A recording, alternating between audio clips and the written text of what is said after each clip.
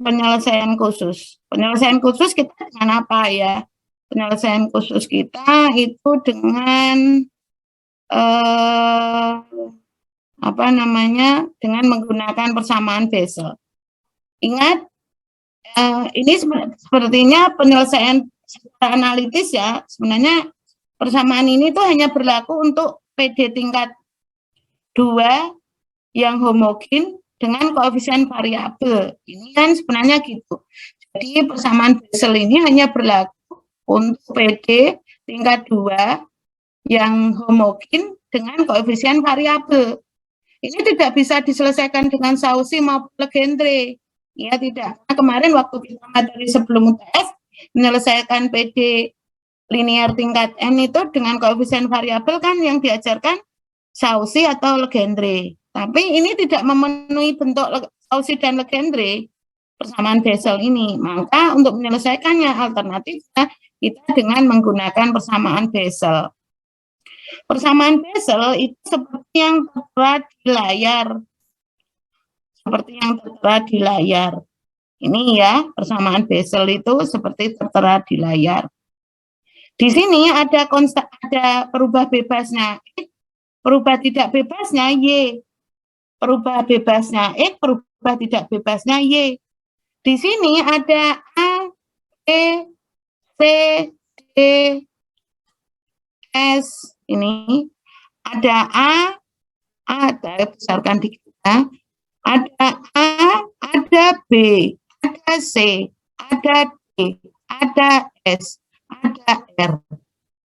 A, B, C, S, R ini adalah konstanta yang wajib dicari kalau kita menyelesaikan PD dengan persamaan Bessel. Penyelesaian khusus ini, karena penyelesaian secara khusus. Jadi A, B, C, D, S, R itu adalah konstanta di dalam persamaan Bessel. Ini sengaja kalau saya berikan, walaupun ini persamaan sudah lama ya, tapi ini perlu dipelajari juga menurut saya. Jadi A, B, C, D, S, R adalah konstanta yang ada di persamaan Bessel dan wajib untuk dicari. Nah sekarang kalau kita lihat di sini, nanti bentuk penyelesaiannya akan menjadi seperti ini. Kalau kita menyelesaikan PD dengan Bessel, ini bentuk penyelesaiannya adalah seperti ini. Untuk menyelesaikan penyelesaiannya, maka konstantanya wajib kita cari. A, B, C, D, S, R wajib kita cari. Setelah A, B, C, D, S, R itu kita ketemu, maka untuk menyelesaikan yang perlu kita cari itu adalah ZP dan Z negatif P. ZP dan Z negatif P ini adalah dua parameter yang nilainya itu tergantung dari bentuk P. P ini adalah persamaan ini. P-nya berupa konstanta ya. P-nya adalah 1/S akar 1 min A per 2 pangkat 2 dikurangi C. SAC di sini adalah konstanta di persamaan ini kan tadi. P-nya juga konstanta. Saya ulangi lagi. Jadi untuk menentukan Z dan Z negatif P itu wajib diketahui P dan apa? Akar D per S. Akar D per S dan S-nya kan didapat dari konstanta tadi. Maka akar D per S bisa diketahui. Dalam kasus ini, untuk menentukan ZP dan Z negatif P itu tergantung dari bentuknya P dan akar D per S. Di sini ada dua blok ya, saya mengatakan. Blok pertama itu adalah ketika akar D per S itu adalah bilangan real. Masih ingat ya? Bilangan real itu adalah bilangan rasional dan irasional. Kalau bilangan rasional apa? Yaitu bilangan bulat, positif, negatif, dan pecahan. Kalau bilangan irasional masih ingat? Bilangan irasional itu adalah bilangan selain apa? Yang tidak bisa dinyatakan dalam bentuk pecahan. Pecahan kan bilangan bulat per bilangan bulat, ya. A per B. Itu adalah pecahan. Bilangan bulat, B-nya bilangan bulat. Tapi kalau bilangan irasional kan tidak bisa dinyatakan dalam bentuk pecahan. Misalnya apa? Akar 2.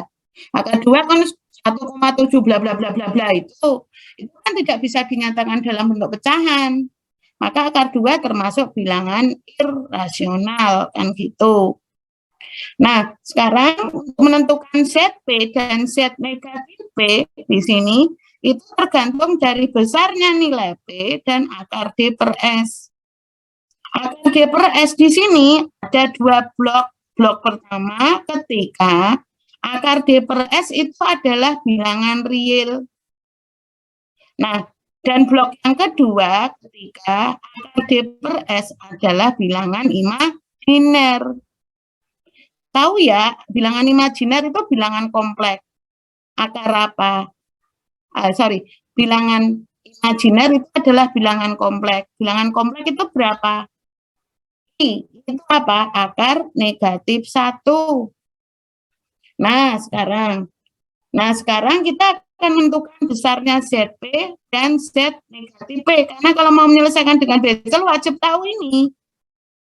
Nah, sekarang kita lihat ketika akar D per S itu adalah bilangan real. Kita lihat sekarang. Kalau P-nya tidak sama dengan 0 atau P-nya tidak sama dengan bilangan bulat, maka ketika akar D per S-nya adalah bilangan real, berarti bilangan real bisa rasional dan irrasional. Bilangan bulat positif, negatif, pecahan, dan tadi kalau irasional kan suatu bilangan yang tidak bisa dinyatakan dalam bentuk pecahan kan, berarti bentuknya adalah ini. Maka ZP adalah sama dengan JP, Z negatif P adalah J negatif P. ZP dan Z negatif P sudah diketahui bentuknya ya, tinggal kita pakai karena tabelnya sudah ada. Enaknya itu kalau kita menggunakan Bessel. Tabelnya tinggal kita gunakan di buku-buku SKAUM itu parameter-parameter yang di Bessel lengkap banget, tinggal dilihat.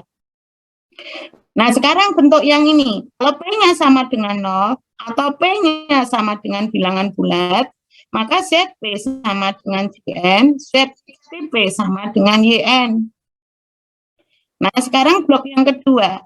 Ketika akar D per S adalah bilangan imajiner, bilangan kompleks atau I, itu yang mengandung I. I itu apa? Akar negatif 1. Di sini ada 2 kriteria. Ketika P-nya tidak sama dengan 0, atau ketika P-nya tidak sama dengan bilangan bulat, maka ZP sama dengan IP, Z negatif P sama dengan I negatif P. Ingat, IP dan I negatif P itu sudah ada bentuknya, tinggal kita pakai. Nah, sekarang bentuk yang kedua, ketika P-nya sama dengan 0 atau P-nya sama dengan bilangan bulat, maka ZP sama dengan IN dan Z negatif P sama dengan KN. Bentuknya adalah ini. Baik, sekarang kita tinggal, kalau contoh soal baca ya, di sini sudah saya sajikan. Ini tinggal dibaca aja cara penyelesaiannya, tapi kita langsung ke aplikasi penyelesaian pemodelan matematis menggunakan penyelesaian dengan Bessel. Sekarang kita lihat di sini. Di sini ada sebuah fin atau sirip tembaga. Kalau Anda membayangkan sirip itu, kalau dilihat, Anda semua mesti pernah lihat ya di karburator. Yang paling gampang itu kalau di luar negeri itu di rumah-rumah yang bersuhu udara dingin biasanya kan ada pemanas ruangan, itu biasanya pemanasnya diberikan melewati sirip. Tapi ini yang bisa kita lihat dalam kehidupan sehari-hari, coba nanti di motor Anda dilihat. Sekitar karburator itu ada kotakan tempat busi itu loh. Itu kan ada yang kayak berbentuk gerigi. Itu kan sirip. Fungsinya apa? Untuk mengurangi suhu pemanasan, supaya apa? Suhu di karburasi, suhu pembakarannya itu tidak terlalu panas.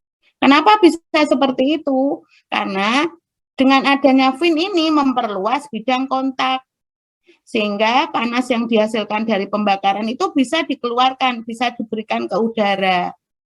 Akibatnya karena luas perpindahannya itu semakin besar, maka panas yang dipindahkan dari suhu karburator ke udara kan semakin tinggi. Sehingga menurunkan suhu di karburator, ya kan? Idealnya apa? Idealnya semakin besar fin-nya, luasnya, berarti luas perpindahan panasnya kan semakin besar, ya toh. Tapi kan nggak mungkin di karburator sirip-siripnya kok jari-jari, bukan jari-jari ya, sirip-siripnya itu panjangnya bisa 1 meter. Ayo terus kayak dayung nanti Anda kalau naik motor kok kayak dayung. Ya kan cuma geriginya kecil-kecil toh. Geriginya kan kecil-kecil itu. Jadi fungsinya fin ini adalah memperbesar luas perpindahan panas. Sehingga panas yang diberikan dari karburator ke udara semakin tinggi kan gitu. Nah, ini sekarang kita lihat. Dalam kasus kita di sini, sirip kita itu terbuat dari tembaga berbentuk triangular. Artinya apa? Kalau berbentuk triangular, berarti luasannya adalah luas penampangnya berbentuk segitiga. Seperti ini, sirip itu seperti ini. Nah, ini adalah berbentuk segitiga. Diketahui panjang sirip di sini adalah L. Sambil dilihat ya, diperhatikan atau langsung saya tunjukkan gambarnya supaya tidak banyak oret-oretan. Supaya tidak banyak oret-oretan. Mas Parji. Oh, Mas niki jadwalnya, Mas. Oh, tak pikir Mas Parji oh Dedaryono toh. Oh, nggih, udahlah jadwal pendadaran. Pun matur nuwun Dedaryono. Nah, berarti sekarang kalau kita lihat di sini, maka di sini itu fin-nya penampangnya berbentuk triangular. Berbentuk triangular. Ini seperti ini. Ini berbentuk segitiga. Nah, di sini sudah diketahui panjang fin-nya itu adalah L. Dari sini ke sini itu adalah L. Lebar fin di dasar itu adalah W. Lebar fin di dasar karena penampangnya itu triangular, maka kan lebarnya akan berubah ya. Kalau Z-nya berubah, kalau posisi L-nya berubah di sini X ya, itu akan berubah. Tapi di sini sudah diketahui bahwa lebar fin di dasar itu adalah W. Nah, di sini di suhu di dasar fin itu adalah sudah diketahui sebesar TB. Nah, lebar fin itu tak berhingga. Kalau tebalnya tadi W ya, tebalnya itu dari sini ke sini. Tebalnya di dasar dari sini ke sini. Ini adalah W. Sementara lebarnya karena bidangnya ini kan 3 dimensi. Berarti kan ke sana itu ternyata mempunyai lebar tak berhingga. Dalam kasus ini, kehilangan panas ke udara seperti tadi, fungsi mengurangi suhu di karburator. Ya, waktu pembakaran itu di sekitar busi, suhunya menjadi tidak terlalu panas karena ada sirip. Nah, di sini fin-nya kehilangan panas ke udara yang suhunya selalu dijaga tetap TU. Sebentar ya. Mas Parji niku jadwal pendadaran niku nggih. Oh, nggih. Sip, niki kalih berita acara nipun. Oh, nggih. Sip. Matur nuwun. Nah, sekarang koefisien perpindahan panas antara permukaan fin ke udara itu adalah H. Nah, di sini kita diminta untuk menentukan persamaan matematis yang menyatakan hubungan antara suhu fin dengan pada berbagai posisi pada kondisi steady. Nah, yang ke nanti ini nanti bisa dihitung sendiri. Ini kan angka-angkanya kita diminta untuk menentukan suhu di ujung fin. Baik, nanti tinggal Anda hitung aja. Sekarang kita adalah ini.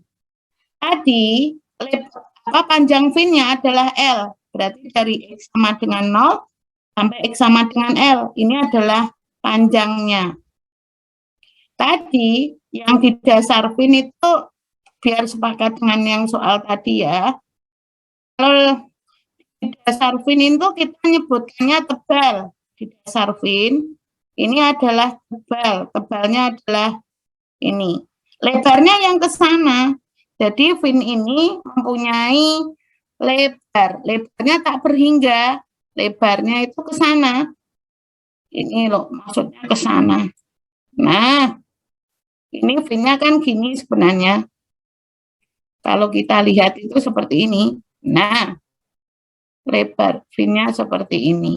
Nah, kan gitu. Jadi ini ada apa namanya? Ada segitiga gini. Ini panjangnya, ini tebalnya, ini lebarnya kan ke sana. Nah, maksudnya seperti ini. Saya tidak jago menggambar ya. Nah, seperti itu. Jadi penampangnya berbentuk segitiga triangular. Nah, dalam kasus ini ada perubahan suhu fin. Artinya kalau X-nya berubah, maka suhunya berubah. Maka mesti ada neraca panas. Selain itu, di sini finnya terbuat dari tenaga bahan padat. Maka perubahan suhunya itu mesti adanya dipengaruhi oleh panas konduksi. Selain tadi, di permukaan fin kan akan ada kehilangan panas ke udara. Kehilangan panas dari permukaan fin ke udara mestinya adalah panas konveksi. Iya kan? Panas konveksi. Berarti finnya ini ada kehilangan panas ke udara. Berarti apa? Neraca panas kita adalah ini. Karena kita diminta membuat persamaan matematis yang menyatakan antara suhu fin dengan berbagai posisi, maka seperti soal kita tadi di soal nomor 3, maka kita akan menentukan elemen volumenya. Elemen volumenya setebal berapa? Nah, kita mengasumsi posisi panjangnya itu adalah dalam posisi X. Maka tebal elemen volume kita adalah sebesar delta X. Tebal elemen volume kita adalah sebesar delta X. Tinjauan kita pada keadaan steady. Tinjauan kita pada kondisi steady. Baik. Nah, sekarang kalau ada bentuk seperti ini, panas konduksi kita bagaimana? Negatif K, konduksi masih ingat ya? Konduksi Q sama dengan apa? Negatif K kali A kali apa? DT per posisi. Posisi kita apa? Ke arah E. Ya, toh ini D ya. Ini adalah konduksi. Kalau konveksi apa? H A A kali delta T. Delta T. Nah, baik. Sekarang kita lihat di sini. Pada perpindahan panas kita, itu kan pada elemen volume setebal delta X. Berarti delta X itu di posisi mana? Ini sudah saya gambarkan. Posisi delta X ini, jadi yang saya blok dengan warna hitam ini adalah elemen volume setebal delta X. Berarti delta X itu letaknya dari sini sampai sini. Posisi di sini adalah X, posisi di sini adalah X plus delta X. Iya kan? Karena elemen volumenya setebal delta X. Nah, di sini berarti ada dua proses kecepatan secara fisis, yaitu panas konduksi di dalam fin yang terbuat dari tembaga, dan ada panas konveksi dari permukaan fin ke udara. Karena finnya kan memberikan panas ke udara. Berarti fin kehilangan panas ke udara. Panasnya panas apa? Ya konveksi. Ya toh? Nah, berarti laju alir panas yang keluar nanti ada dua. Kalau laju alir panasnya hanya produksi di posisi X, laju alir panas yang keluar di posisi X plus delta X, dan kehilangan panas di permukaan elemen volume setebal delta Z ke udara. Ada panas konveksi. Berarti persamaan kita menjadi sama dengan kehilangan panas ya. Berarti sama dengan ini persamaan kita. Nah, berarti panas konduksinya negatif A DT per DX di posisi I. Panas yang keluar, konduksi negatif A dt per dx pada posisi X plus delta X. Ada panas yang hilang lagi, yaitu panas apa? Panas konveksi, H A kali T min TU. Ya toh, suhu finnya kan lebih tinggi daripada suhu udara. Maka bentuknya T min TU. Seperti halnya yang tadi di soal nomor berapa? Di soal nomor 3. Pada elemen volume setebal delta X, kalau posisi X itu berubah, maka suhu finnya kan berubah. Terus yang kita pakai yang suhu di mana? Karena suhu di sini, di sini itu berbeda. Maka untuk menentukan suhu di seluruh bagian di elemen volume, suhunya kita rata-ratakan seperti soal tadi. Maka besarnya delta T pada panas konveksi adalah T rata-rata min TU. Betul tidak? Kenapa T min TU ya? Ingat, perpindahan panas apapun selalu dari suhu tinggi ke suhu rendah. Itu harus dipegang. Wes ngerti ngono gampang. Meneruskan selanjutnya gampang. Jadi otomatis panas konveksinya ini ya dari suhu divin ke udara. Karena suhu divin itu lebih tinggi daripada suhu udara, maka besarnya delta T ya T rata-rata min TU. Begitu nggih? Paham ya? Semoga nggih. Baik, sekarang kita lihat. Kita mau menentukan A. Kita mau menentukan A yang konduksi. Namanya aja segitiga. Segitiga mesti punya kemiringan. Kalau kemiringan berarti punya sudut atau elevasi. Betul tidak? Saatnya kita tentukan. Besarnya sudut yang terbentuk di segitiga, itu kita nyatakan dengan theta. Terus kemiringannya bagaimana? Berarti di pusat fin dengan bidang miringnya kita sebut dengan theta. Jadi besarnya theta ya di sini, di pusat dengan kemiringan. Nah sekarang kita tentukan luasannya, luasan perpindahan panas konduksi di posisi luasan itu kan selalu lurus dengan arah perpindahan panas, ya toh. Saya ulangi lagi, luasan itu selalu tegak lurus dengan arah perpindahan panas. Arah perpindahan panas kita kemana? Kan ke X. Berarti luasannya terus mana? Luasannya yang tegak lurus dengan sumbu X. Nah, sekarang kalau kita punya segitiga, kita penggal, kita pancung dengan elemen volume setebal delta X, maka bendanya yang terbentuk kan seperti prisma. Betul enggak? Berarti luas penampangnya berbentuk apa? Persegi, ya tidak? Ya toh? Ini karena kalau kita penggal, saya gambarkan aja.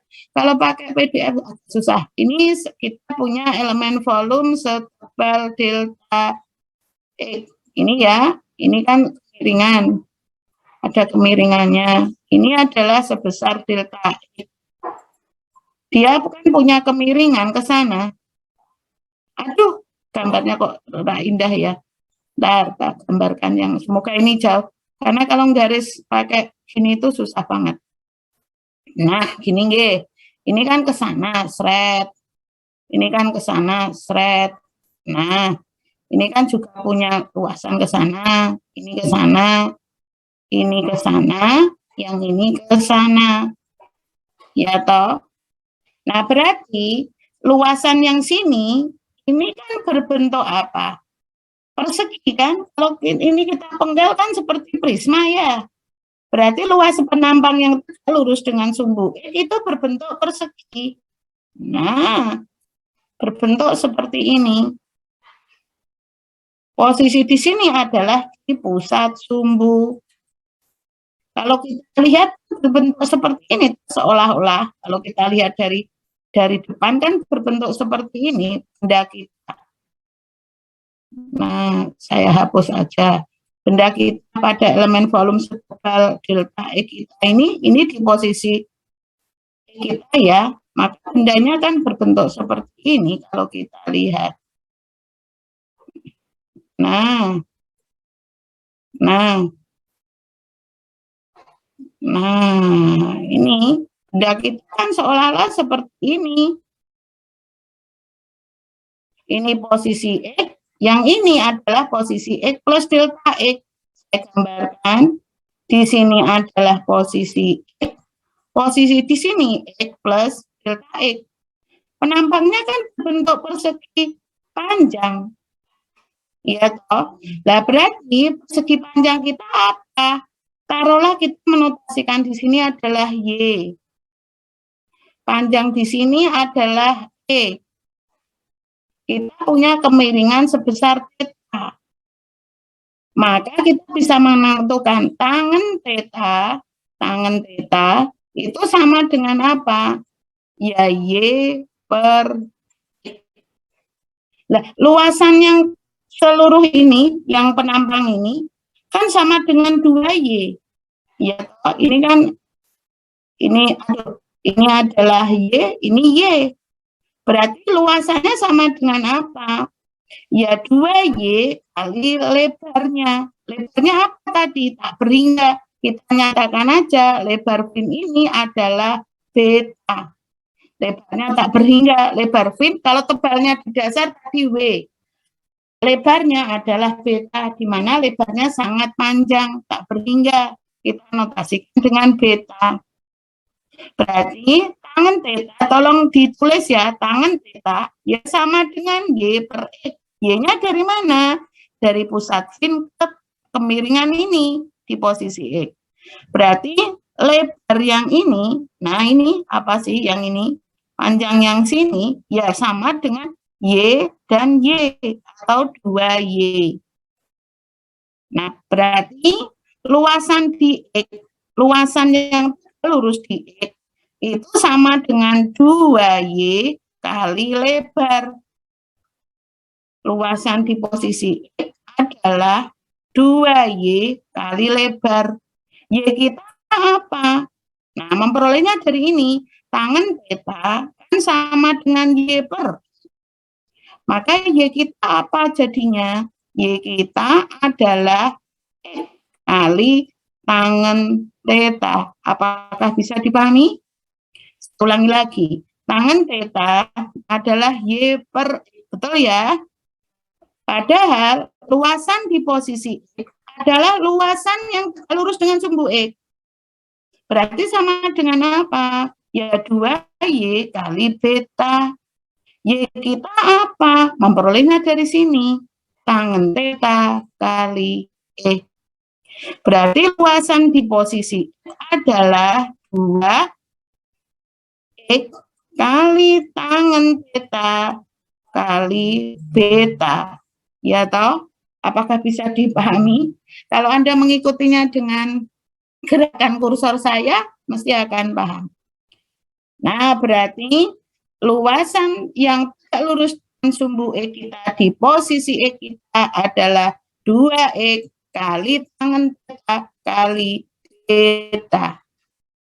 Ya toh? Nah, sekarang kita, ini kalau saya gerakkan, mesti bergerak. Nggak enaknya kalau pakai sepeda itu nggak ikut gerakannya ya. Ini saya hapus saja ya, karena mengganggu gambar. Nah, sekarang berarti betul ya, negatif A kali dt per dx pada posisi X. Sekarang besarnya laju alir panas yang keluar di posisi X plus delta X. Analog kan? Analog nggih. Analog toh, cuma posisi X berbeda. Kita koreksi. Berarti di posisi X plus delta X, luasannya apa? Ya ini, caranya sama.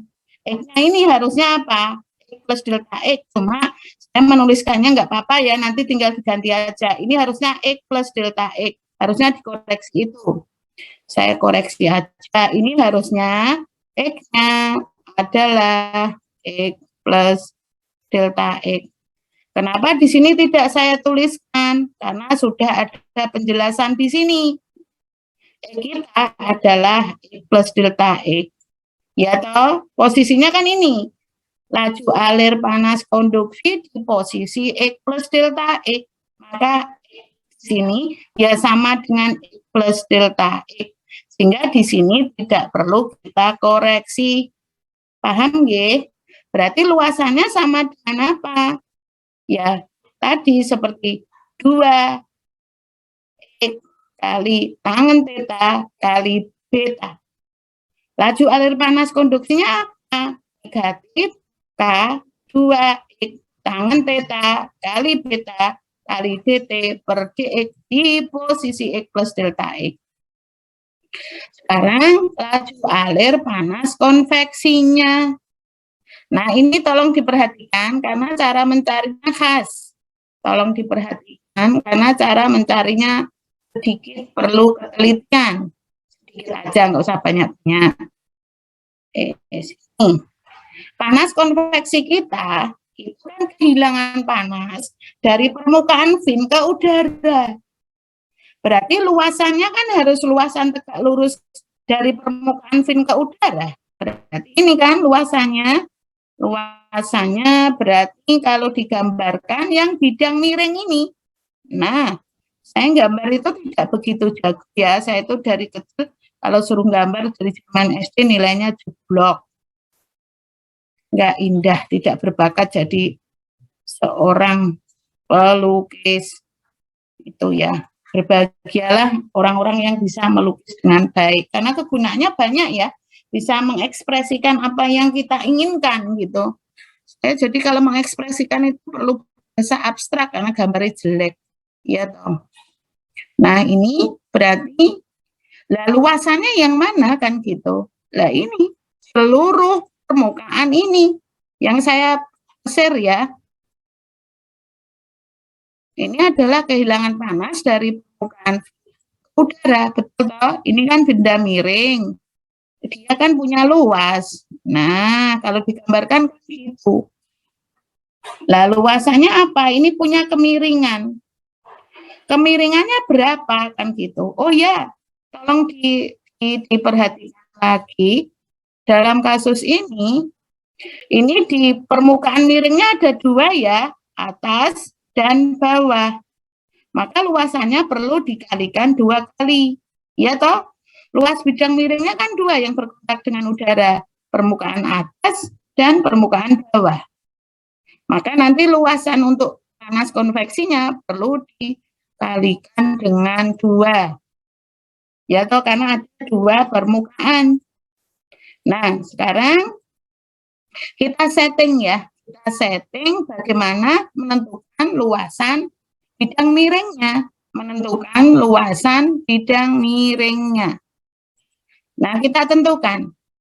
Karena di sini itu miringannya sudah diketahui theta, maka waktu di zaman SMP atau SD malahan ya kelas 3, 4 itu kalau sudut yang sehadap mesti besarnya sudut adalah sama. Ini kan sehadap. Waktu zaman kelas 3 SD ya, kalau saya ngajari anak saya waktu zaman dulu itu kan sudah dapat di kelas 3. Ini besarnya sudut yang sehadap itu mesti sama. Berarti kemiringan yang miring ini besarnya berapa? Ya theta. Nah sekarang lebarnya theta ini kita notasikan. Sekarang saya tarik dulu, mohon maaf ini kok saya tuh tidak begitu jago menggerakkan ini ya, menggerakkan kok kacau. Nah ini, nah ini tadi berarti luasannya kan bidang miring ini kali theta. Bidang ini kan ini toh, ini miring ke sana. Lebarnya tadi kan hingga besarnya beta. Ini kan beta. Kalau yang miring ini kita notasikan. Ini adalah sebesar delta X. Taruhlah kemiringan ini kita notasikan dengan delta. Ini delta. Miringnya adalah delta. Maka luasan permukaan atas yang bidang miring mestinya apa? Kan membentuk persegi panjang. Berarti delta kali beta. Kalau beta sudah diketahui di soal. Nah, terus deltanya berapa? Saatnya kita tentukan. Ini karena sudutnya sehadap dengan theta, maka besarnya kemiringan ini sudut juga theta. Nah, sekarang panjang di sini sudah delta X. Kalau kita punya ini sudutnya adalah theta. Berarti cos theta itu sama dengan apa? Cos theta mestinya sama dengan delta X per delta. Betul tidak? Yang kita cari apa? Delta. Karena luasan bidang miring kan tadi delta kali beta. Betanya sudah diketahui di soal. Deltanya kita cari. Cara mencari delta berarti sama dengan apa? Berarti sama dengan delta X per cos theta. Masih ingat? Kalau sama dengan apa? Sekan ya. Berarti ini adalah delta X kali sekan theta. Betul tidak? Kalau persin apa? Kosekan toh. Kalau seperkos, sekan. Kan masih ingat itu? Saya ulangi lagi. Kalau sepersin itu adalah kosekan. Kalau seperkos kan sama dengan sekan. Waktu di zaman SMA kan sudah diajari itu ya. Waktu SMA sudah diajari itu. Kalau sekan itu adalah seperkos. Kalau kosekan sepersin. Ya kan? Nah, sekarang ini saya hapus. Berarti saya ulangi lagi, luas bidang miring kita jadinya apa? Yuk, definisikan. Luasan bidang miring kita ada dua bagian, atas bawah. Maka menjadi 2 delta. Delta kita adalah delta X kali sekan theta kali apa? Kali beta. Itu adalah besarnya luasan perpindahan panas kita secara konveksi. Baik, apakah bisa saya hapus? Belumkah? Ini karena mau saya gerakkan. Nah, berarti sekarang kita lihat. Berarti luasan kita untuk panas konveksi 2 kali delta X sekan theta kali beta. Betul nggih? Sudah didapat. Berarti sudah didapat sebesar itu. Nah, sekarang kita sudah mendapatkan persamaan ini. Ini adalah laju alir panas konveksinya. Ini laju alir panas konduksi masuk. Laju alir panas konduksi yang keluar. Ini adalah laju alir panas konveksinya. Sekarang akan kita bagi. Kita bagi dengan 2K tangan theta kali beta kali delta X. Bentuknya adalah ini. Kita misal kalau sudah dibagi, maka kita mendapatkan bentuk ini. Kalau sudah dibagi, maka kita mendapatkan bentuk ini. Ya kan? Maka ini negatif-negatif menjadi positif. Negatif-negatif menjadi positif. Kita misalkan, kalau sudah dibagi, kita mendapatkan H sekan theta per K tangan theta kali T min TU. Ini kita misalkan, bentuk ini adalah sama dengan alfa. Nah, sekarang akan kita limitkan pada nilai delta X mendekati 0, analog dengan soal nomor berapa tadi? Soal nomor yang 1, 2, 3 tadi, analog ya. Berarti sekarang kalau delta X-nya itu mendekati 0, maka T rata-ratanya ya sama dengan suhu Fin. Saya ulangi lagi. Ketika delta X-nya mendekati 0, maka suhu rata-ratanya sama dengan suhu Fin. Sehingga dari persamaan itu kita mendapatkan bentuk ini. Hasil limitnya ini, kalau kita limitkan pada nilai delta X mendekati 0, ini kan kita limitkan pada nilai delta X mendekati 0. Aduh. Ini kan kita limit. Nilai delta X mendekati 0. Ini limit delta X mendekati 0. Maka kan menjadi ini. D per dx. X.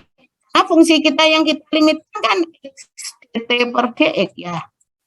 Maka ya hasil limitnya, ya fungsi kita kan yang kita limitkan ini, dt per dx kali x. Maka hasil limitnya tinggal apa? Ya d per dx. Kan gitu, menjadi ini. Sehingga bentuk kita adalah ini.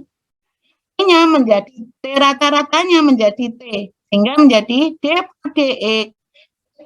dt per dx dikurangi negatif alfa. Alfa tadi adalah hasil theta per katangan theta.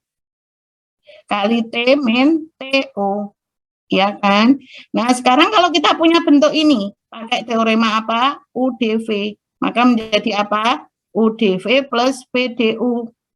Maka menjadi apa?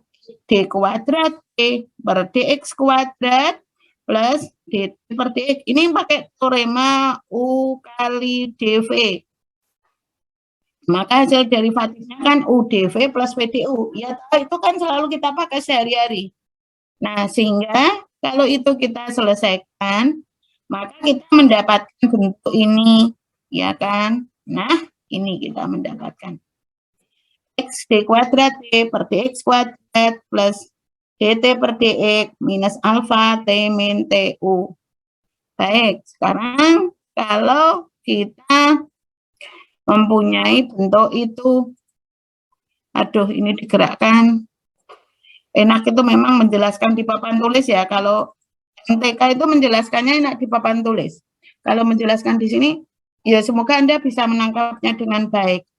Nah, sekarang kalau ada bentuk yang ini, maka kita mendapatkan bentuk ini. Ini kita akan menyelesaikan dengan fungsi Bessel. Kita menyelesaikan dengan fungsi Bessel.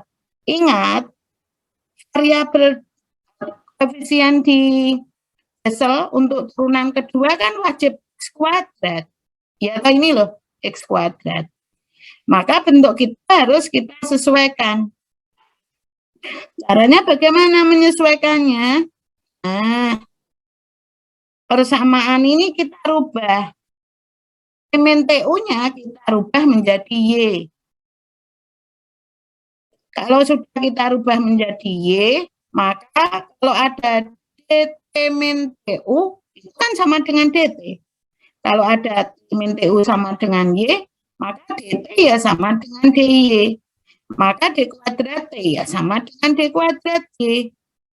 Maka persamaan kita ini menjadi bagaimana kan gitu. X d kuadrat y per dx kuadrat plus dy per dx minus alfa y sama dengan 0. Kita mau menyelesaikan dengan fungsi Bessel. Maka koefisien di d kuadrat per dx kuadrat kan wajib x kuadrat. Maka persamaan ini perlu kita apakan? Kita kalikan dengan x supaya koefisien di sini menjadi x kuadrat. Hasilnya menjadi bagaimana? Ya x kuadrat d kuadrat y per dx kuadrat plus x dy per dx minus alfa xy sama dengan 0. Bentuknya adalah sama dengan ini. Sehingga kalau ini kita selesaikan dengan Bessel, misalnya kan di sini ya tadi, maka kita mendapatkan bentuk ini. Bentuk persamaan Bessel kita sudah saya tulis di layar ini.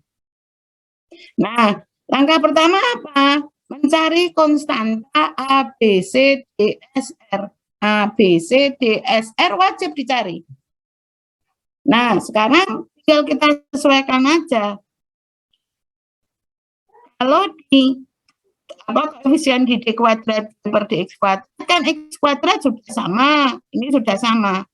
Bentuk ini, maka kita bisa mengatakan bentuk x koefisiennya berapa atau 1. Koefisien di si x berapa ini? A plus 2 bx pangkat r. Paham ya? Bentuk ini sudah ada x. Padahal x ini kan kali 1. Maka 1 ini sama dengan A plus 2bx pangkat R. Saya ulangi lagi, koefisien kita di dy per dx kan x. Sementara koefisien di kita di dy per dx di Bessel adalah ini. Maka kita bisa mengatakan A plus 2BX pangkat R ya sama dengan 1. Saatnya kita mencari konstantanya. Kita lihat sekarang. B kita di sini ada di beberapa tempat. B di sini, ada di sini, ada di sini, ada di 3 tempat. Dan besarnya B di sini dan di sini. Di sini kan wajib sama, nggak boleh berbeda. Namanya satu koefisien. B di sini satu konstanta, berarti besarnya B di sini, B di sini, B di sini wajib sama. Nah, sekarang untuk memudahkan, memungkinkan tidak kalau B-nya kita buat 0, supaya mempermudah kita. Coba sekarang kita buat dulu. B-nya kita buat 0, memungkinkan tidak? Nah, akibatnya apa? B kita di sini kita buat 0, dibuat 0, dibuat 0. Maka untuk kita, karena B-nya di sini dibuat 0, maka didapat apa? Maka A kita sama dengan 1. Saya ulangi lagi ya. Karena B ada di 3 tempat, dan di 3 tempat tersebut B-nya sama, maka kalau bisa kita buat 0, maka buatlah 0. Karena itu akan memudahkan kita. Memudahkan mencari penyelesaian konstantanya. Nah, ternyata kita buat. B kita adalah sama dengan 0. Maka A plus 2BX pangkat kita ya sama dengan A-nya, sama dengan 1. Sekarang parameter yang lain lagi. Ada bentuk yang ini. Bentuk negatif AXY kan sama dengan ini. Saya ulangi lagi, ini tolong digerakkan. Ini, nah, negatif A X Y kan sama dengan ini. Berarti kita bisa mengatakan, ini Y, ujung sini juga sudah Y. Maka kita bisa mengatakan negatif alfa X ya sama dengan C plus DX pangkat 2S negatif B 1 min A R X pangkat R plus B kuadrat XR. B-nya tadi kan sudah dibuat 0. Enaknya di situ kalau B-nya sudah dibuat 0, memudahkan kita. Sehingga tinggal apa? Negatif AX sama dengan C plus DX pangkat 2S. Karena B-nya sudah dibuat 0. Nah, sekarang karena B-nya sudah dibuat 0, maka kita mendapatkan bentuk ini. Mendapatkan negatif AX sama dengan C plus DX pangkat 2S. Memungkinkan tidak untuk C-nya kita buat 0? Ternyata memungkinkan. C-nya kita buat 0. Sehingga bentuk kita tinggal apa? Negatif AX sama dengan DX pangkat 2S. Nah, berarti kita sudah mendapatkan hasil itu. Berarti D kita adalah negatif alfa. X kita akan tinggal X sama dengan X pangkat 2S, karena D-nya sama dengan negatif alfa. Berarti X tinggal sama dengan X pangkat 2S. Berarti 2 pangkat S kan sama, 2 pangkat S, 2 kali S kan sama dengan 1. Maka S kita adalah setengah, betul tidak? 2S sama dengan 1. Maka S kita adalah sama dengan setengah. S kita adalah setengah. Nah, sehingga kita sudah mendapatkan bentuk ini. Kita simpulkan sekarang. A, B, C hanya 1, C-nya 0, C-nya 0, D-nya negatif alfa, S-nya setengah. Nah, konstanta kita kan ada R. Berhubung R itu selalu melekat dengan B, dan B-nya itu kita buat 0, maka berapa nilai R itu mesti masuk. Artinya apa? Berarti nilai R itu sembarang. Karena semua masuk. Mau 0, mau tak terhingga, mau negatif 1 miliar, berapapun nilai R adalah memenuhi kriteria. Kenapa? Karena B-nya sudah sama dengan 0. Nanggung ya? Sekarang ini habis ini, tambah 1 menit.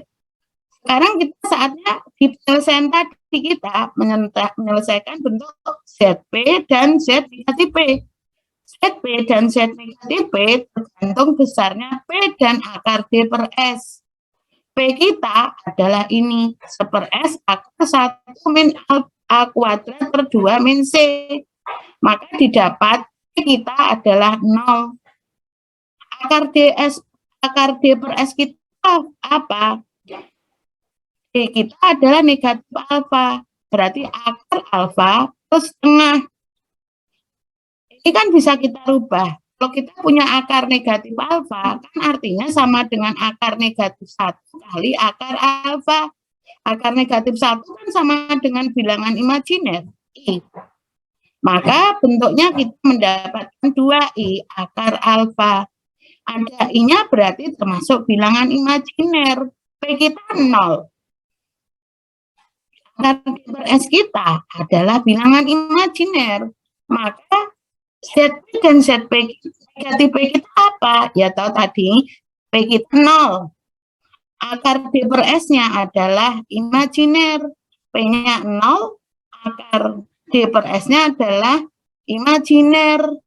Maka ZP-nya sama dengan IN, Z negatif P-nya adalah KN. Besarnya N ini adalah sama dengan P. Maka kita mendapatkan ZP kita adalah I0, Z negatif P-nya adalah K0. Aduh, nggak cukup ya waktunya ternyata. Ya sudah, ternyata nggak cukup. Ya wis, nanti tinggal dikira. Berarti ZP kita adalah I0, Z negatif kita adalah K0. Baik, kita akhiri ya, karena waktunya sudah melebihi dari yang kita tentukan. Kalau ada pertanyaan, silakan dipelajari. Itu materinya kan sudah saya share di Spada. Tinggal Anda baca, tinggal Anda lanjutkan. Baik, kalau tidak ada pertanyaan, kita tutup ya. Wassalamualaikum warahmatullahi wabarakatuh. Tetap semangat untuk